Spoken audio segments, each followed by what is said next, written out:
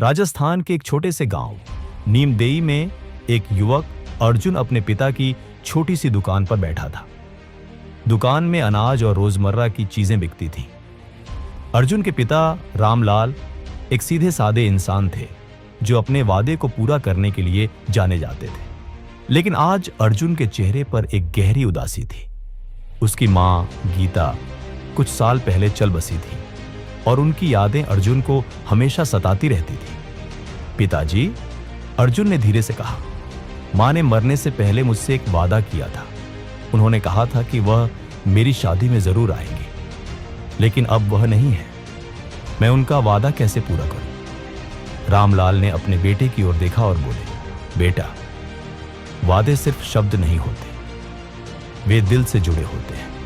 तुम्हारी मां हमेशा तुम्हारे साथ है, चाहे वह शारीरिक रूप से हो या नहीं। लेकिन अर्जुन के मन में एक अजीब सी बेचैनी थी। उसे लगता था कि उसकी मां का वादा अधूरा रह गया है और वह इसे पूरा करना चाहता था।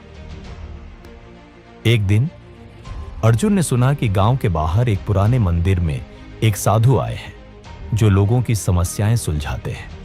अर्जुन ने सोचा कि शायद वह साधु उसकी मदद कर सकते हैं। वह मंदिर पहुंचा और साधु से मिला।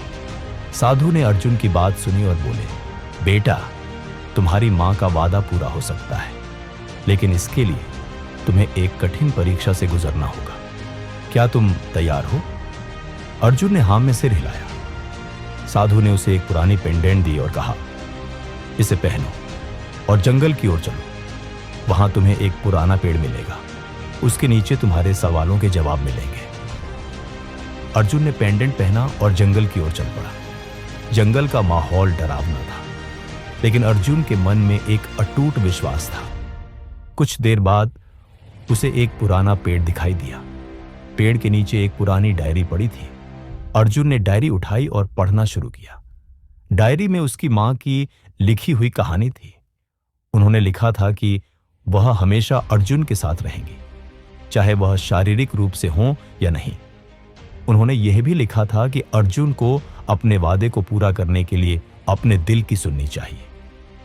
अर्जुन ने डायरी पढ़कर समझ लिया कि उसकी मां का वादा सिर्फ शब्दों में नहीं, बल्कि दिल में था। उसने तय किया कि वह अपनी शादी में अपनी मां की यादों को जीवित रखेगा।